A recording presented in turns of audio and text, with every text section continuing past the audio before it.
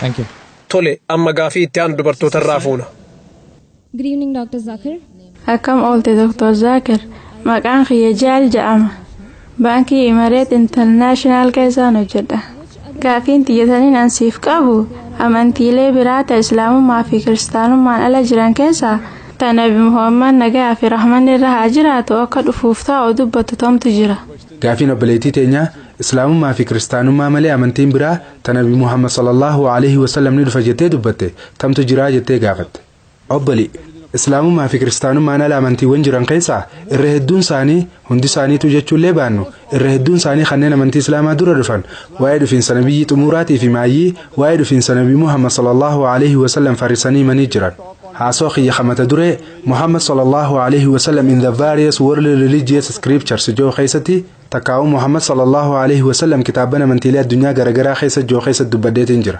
Kiristaanummaan cinatti Judaayizimii takkaa'u amantii Yahudaa keessattis waa'ee Nabi Muhammad sallallahu alaihi wasallam ni argata. Kitaaba seera keessa deebii takkaa'u Book of Deuteronomy boqonnaa 18 lakkoofsa 18 irratti waa'ee Nabi Muhammad sallallahu alaihi wasallam dubbatamee jira. Kitaaba seera keessa deebii takkaa'u Book of Deuteronomy boqonnaa 18 lakkoofsa 19 irratti kitaaba Isaayyaas raajichaa takkaa'u Book of Isaiah boqonnaa 29 lakkoofsa 19 irratti kitaaba weedduu caalu takkaa'u Song of Solomon boqonnaa 5 lakkoofsa 16 irrattis waa'een dhufiinsa Nabi Muhammad sallallahu alaihi wasallam dubbatamee jira. Qani nama dubbadda kun kitaaba Kakuu Moofaati. Kitaaba Kakuu Aaree keessattis Wangeela Yohaannis boqonnaa 14 lakkoofsa 16 irratti, Wangeela Yohaannis boqonnaa 15 lakkoofsa 26 irratti, Wangeela Yohaannis boqonnaa 16 lakkoofsa 7 irratti, Wangeela Yohaannis boqonnaa 16 lakkoofsa 12 hanga 14 irrattis dubbatamee jira. Kakuu Aaree fi Moofaa keessattis qabxiilee waa'ee dhufiinsa Nabi Muhammad sallallahu alaihi wasallam dubbatan hedduutu jira. Obbolii maqaan kee Jaal waan ta'eef hordoftuu amantii Hinduuti jeetii yaade. Akkasumaami? Waa'ee Nabi Muhammad sallallahu alaihi wasallam kitaaban Hinduu keessa joorratti haasoo godheetiin jira. Haasoo san sa'aatiilee muraasaafin godhee ture. Waa'ee Nabi Muhammad sallallahu alaihi wasallam irraa waanuma kitaaba Hinduu qofa keessa dubbatame irratti haasawee ture. Saan amma qabnutu waan san hundarra deebi'ee dubbachuuf naan geessu. Tanaafuu qabxii barbaachistuu muraasa qofaan irraa tuttuqa. Kitaaba warra Hinduu yoo dubbiste kitaaban Hinduu gosa lamaatu jira. Tokko Smritiidha kaan ammoo Shuritiidha. Shuritii jechuun jecha Rabbii jechuudha. Isa keessa Veedaa fi Upanishaadiitu jira. Smritiin ammoo jecha ilma namaati. Isa keessa Manusmritii, Ramaayeen, Mahabarataa, Epiks takkaa'u sheekoo jabduu jiruu goototaa guddiftee himtuu fi kanneen birootis harkachuu dandeessan. Puranaanis achi keessatti argama. Baafishiyaa Puranaa yoo dubbiste Baafishiyaa Puranaa parfi 3 khandi 3 adihaay 3 shiloqaa 5 hanga 8 irratti waa'ee dhufiinsa Nabi Muhammad sallallahu alaihi wasallam dubbata. Baafishiyaa Puranaa parfi 3 khandi 3 adihaay 3 shiloqaa 10 hanga 27 irrattis Nabi Muhammad sallallahu alaihi wasallam akka mileeshiyaa ta'e takkaa'u akka nama baratiin ta'e dubbata. Ammas maqaan isaa Atarvaaveedaa kitaaba 20ffaa himni 20 takka lakkoofsa 6 irrattis ibsamee jira. Atarvaaveedaa kitaaba 20ffaa himni 20 takka lakkoofsa 7 irrattis dubbatamee jira. Akkasuma ammas Atarvaaveedaa kitaaba 20ffaa himni 27 lakkoofsa takka hanga 14 irrattis kuntaab suktaa jaamee dubbatamee jira. Kuntaab jechuun dhokataa jechuudha. Kunis waa'ee dhufiinsa Nabi Muhammad sallallahu alaihi wasallam irraa haasawa. Inni faarfamaadha. Inni diina takka adawwii 60 ol qaba haja'uu fi kabiraatis kan kana fakkaatan hedduudha. Akkasuma ammas Rigveedaa kitaaba tokkoffaa boqonnaa 53 lakkoofsa 9 irrattis dubbatamee jira. Maqaa Ahmad Joon ibsamee jira. Hiikaanis faarsaa takka kafaarsu jechuudha. Uttarchik mantiraa lakkoofsa 500 irrattis dubbatamee jira. Indiraa boqonnaa 2 lakkoofsa 52 irrattis dubbatamee jira. Yajurveedaa boqonnaa 30 takka lakkoofsa 18 irrattis dubbatamee jira. Akkasuma ammas Atarvaaveedaa kitaaba 20ffaa himni 26 lakkoofsa takka hanga 14 irrattis Nara Shansah jaamee amamuudhaan dubbatamee jira.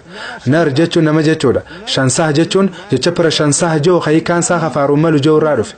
Kunis khafaaruun malu takkaa'u nama faarfamu akka godhatu jechuudha. Yoo jecha Nara Shansah kana jechuun nama faaruun malu joo kana gara afaan Arabaa jijjiirre Muhammad sallallahu alaihi wasallam ta'a jechuudha.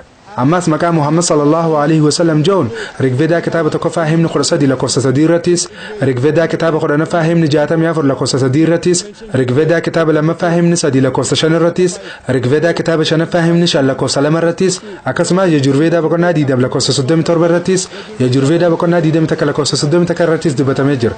Yoo feetetti ofeetti fufuun danda'a. Waa'ee dhufiinsa Nabi Muhammad sallallahu alaihi wasallam ka dubbatu qofa waan kitaaba Hinduu qofa keessatti dubbatame hedduu ibsuun hin danda'a. Sababa hanqina yerootiif jecha farrisaa takkaa'u raaga kitaaban kanneen keessatti dubbataman muraasa qofa maqaa dhaweetiin hubannoo isaatirraas qabxii dabalataa waa xiqqoo qofa isinirraa dubbadhee bira dabra. Ammaas inni maqaa Kalkii Awtaar jaamuunis himamee jira. Kitaaba Kalkii Puranaa boqonnaa 2 lakkoofsa 5, 7, 9, 10 takka 14 dubbistee yoo laalte maqaa Kalkii Awtaar jaamuun ibsamee jira. kitaaba kana keessatti maqaan abbaa isaa Vishnu Yaash jedhama jedhee dubbatee jira. Vishnu jechuun rabbi takkaa'u gooftaadha. Yaash jechuun gabricha. Kunis gabricha rabbii ta'a. Yoo hima gabricha rabbii joo kana gara afaan arabaa jijjiirre Abdullah ta'a. maqaan abbaa nabi Muhammad sallallahu alaihi wasallam Abdullah jedhama. maqaan haadha isaa Summatiidha jedha. Summatii jechuun nagee ta'uu yookiin nama namantuu hin nasabee jechuudha. yoo kana gara afaan arabaa jijjiirre Aminaa ta'a. maqaan haadha nabi Muhammad sallallahu alaihi wasallam Aminaadha. ammas magaalaa maqaan isii Sambaalaa jedhamtu keessa dhalata jira. Sambaalaa jechuun bakka nagayaatii fi qulqulluu jechuudha. Tunis magaalaa Makkaati. ammas inni mana hoggantoota warra ganda magaalaa Sambaalaa keessa dhalata jira. innis mana Qureeshii keessa dhalate. inni guyyaa 12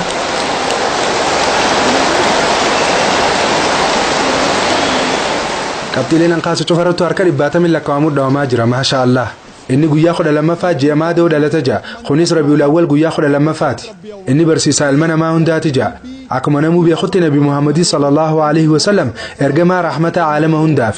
waahiin duraa godata kaa'u halka keessatti itti buufamti jira. bakki sanis Ghaari Hiraa jedhamuudhaan beekamti. ammas inni godaansa eega takka godaane booda qubachuuf booda deebine godaana jira. nabi Muhammad sallallahu alaihi wasallam Makkarraa Madiina godaane. eegas booda hajjiif malee qubatee jiraachuuf booda deebine. amala bareedaa takka dandeettii barbaadamtu 8tu kan namaaf jira. hiriyoota isa gargaaru jajjaba 4 harkata jira.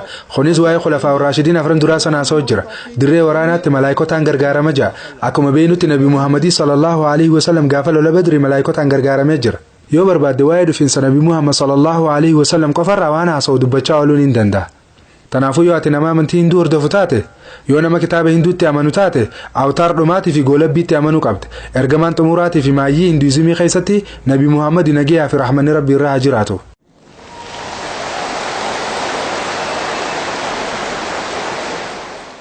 Tahullee doktor akka hinduuzimitti hanga amma kalqee awtaar eegamutti jira. kanaafuu ati wanti kun akkami? yoo ati wanti kun akkami? ati waan kanarraa quban qabdu jechuudha. yoo kalqee awtaar hanga ammaatti eegamu jira jettee kalqee awtaar amma jiru fudhachuu didde hogguu sana osoo hin ta'in sumaatutti gaafatama. matuma heekkomatta. hayyee. awwal fakkeenya hedduun siif himee jira. waan inni dubbadde kana ragaadhaan harkaa koffisu qabda. kitaabni kiyya Vishnu Yaash jedha. maqaa abbaa isaatiin jee. ati ammoo maqaan abbaa nabi Muhammad sallallahu alaihi wasallam Vishnu Yaash miti jettee ragaadhaan amansiisu qabda. wanti kun pandits of Hinduism takkaa barsiisota Hinduizimiitiinis akkanuma jaamee jira. hayyoonni hinduu waan kana barreessanii jiran. garuu amma hayyoonni hinduu dhugaa jirturraa isin dhorku jiran. dhugaa jirtu isinirraa dhoysan. ati akka dubartii loojikaa takkatti, akka dubartii qaruutee beekumsa qabduu takkatti, tadalagaas bikka olaantuu daleeydu takkatti, yoo qeessonni keessan dhugaa jirtu isinirraa dhoysaa jiraatan, ati dhugaa jirtu san barbaaddee hubachuun dirqama keeti. nuti qeessota keessa wajjin mormii godhuu dandeenya. Doctor of Divinity takkaawaa awliyaa keessa yaamuu dandeessa. beeytaan barsiisota takkaawaa hayyoota keessa wajjin haasaweetiin jira. hayyuu beekamaan Shirii Raavii Shankarwaan kana takkaatillee mormine. inni fudhatee waliigalee ni jira. waa'ee tokkichummaa rabbii olaanaa irratti fakkii qabaachuu dhabuu isaa irratti waan hin anjee waliigalee jira. nabi Muhammaditti sallallahu alaihi wasallam amanee jira. waan san garuu fudhachuu dide. sababni isaa yoo fudhate hordoftoota isaa waan dhabuuf jecha. ammoo obbolii ati hordoftoota ho'i qabdaa? tanaaf ati amma sodaa hordoftoota dhabuudhaan qabduu jechuudha. tanaafuu wayitaan ragaa dila kana siif dhiyeessaa jiru kanatti waan jaamisan lakkoofsa wajjin wayitaan siif himaa jiru kanatti irra diddiba godhee takkaa walumaan dhee bira dabrutti hin jiru. yoo barbaadde deemtee adda baafachuu dandeessa. garuu eega adda baafattee booda ergamaa xumuraatii fi kamaayyiitti amantee ni fudhattaa hin jee. tanaafuu nabi Muhammaditti sallallahu alaihi wasallam ni amantaa? maasha Allah.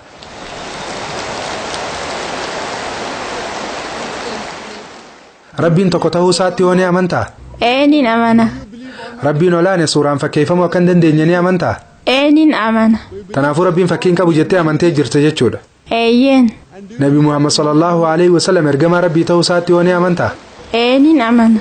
dubaati muslima jechuudha haa obbolii. wanti ati amma jette kun shahaadaa afaan ingiliffaati. obbolii yoo feete afaan arabaatiin irra deebitee jechuu ni barbaaddaa? wanti ati afaan ingiliffaatiin jette allaha malee rabbiin biraan jiru nabi Muhammad sallallahu alaihi wasallam ergamaa isaati jette. waan kana afaan arabaatiin jechuu ni feeta obbolii? nin fadha. hayyee anniin ja'atis na jalaa qabdee itti fufta. ashhadu allah ilaha illallah wa ashhadu anna muhammadan abduhu wa rasuluhu.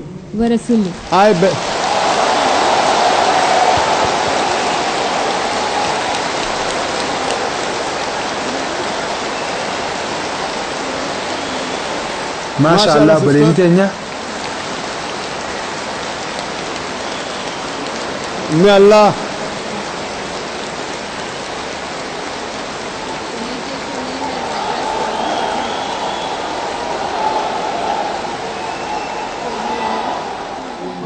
maashaallah obboleeyyi teenya rabbiin si haa badhaasu ati ammaan tana gara maatii amantii nagayaa ta miseensa biliyeena takka tuqaa 3 hanga biliyeena takka tuqaa 5 qabduun makamtee jirta rabbiin si haa badhaasu rabbiin jannataan si haa qananiisu inshaallah obboleettii tiyya naamani dubbiin tun murannoo barbaaddi murannoo ta'e maashaallah haalaaniin dinqisiifadhe shiriiraa fi shankar caala murannoo qabda maashaallah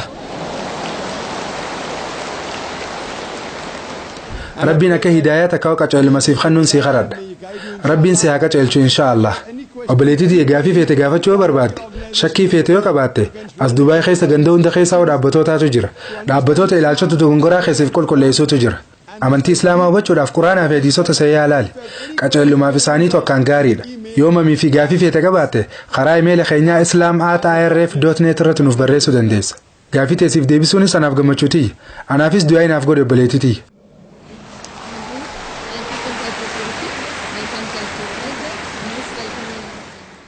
Gaafii itti aanu warra dhiiraa irraa fuuna. Akkam bultee Dr. Zaakir ani obbo Alaan Siinkoon jedhama. Gaafiin tiyya ani islaamummaa fudhadhee itti seenuun barbaada. Islaamummaatti seenuudhaaf maal godhuun qaba?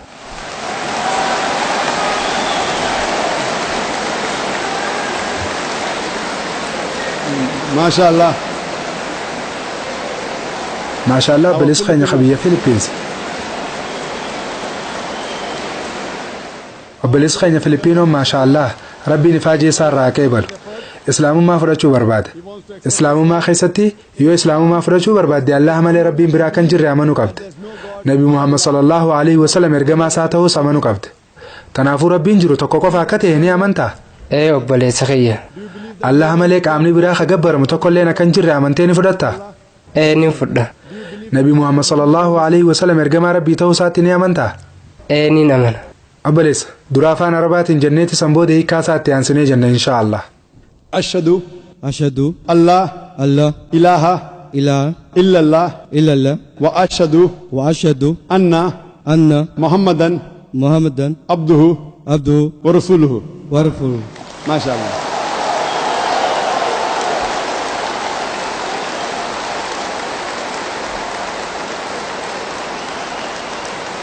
I bear witness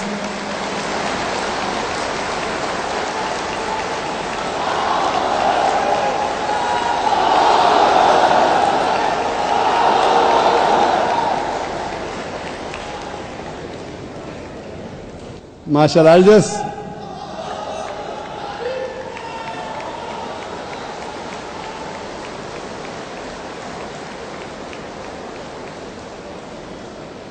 brother, I'll just repeat, brother. obboleessi kiyya waanumaan amma afaan arabaatiin jeen irra deebi'ee kaasaasiif ja'a ani ragaan baha allaha malee rabbiin dhugaan gabbaramu kabiraa kan jirre ragaan baha akkasumas nabi Muhammad ergamaa fi gabricha allaha ta'uusaa ragaan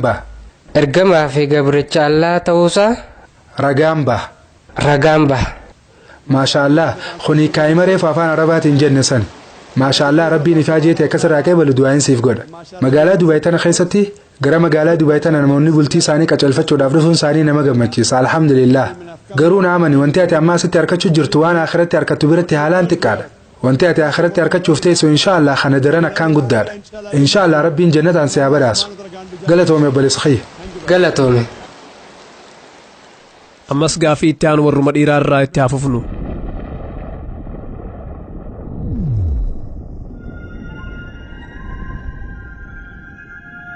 kabajamtoota hordoftoota Nuurul Hudaa sagantaalee keenya qulqullinaan hordofuuf yuutuubii keenya sabskiraayib gochuu hin irraanfatinaa sabskiraayib godhuuf mallattoo diimtuu sabskiraayib jettu tan tuqxan hogguu takka tuqxan halluun diimaan gam daalachaa jijjiirama itti aansuun mallattoo bilbilaa kan tuqxan bilbilli kunis wayita tuqxan mallattoo hammattuu kan idaata yoo nuti viidiyoo haaraa yuutuubii irratti maxxansin hoggasum yaadachiisnu yookaan notifikashinii isinii dhuuf jechuudha dabalataanis sheerii fi laayik gochuudhaan sagantaalee keenya namoota birootiif dabarsaa Nuurul Hudaa soora qalbii muslimaa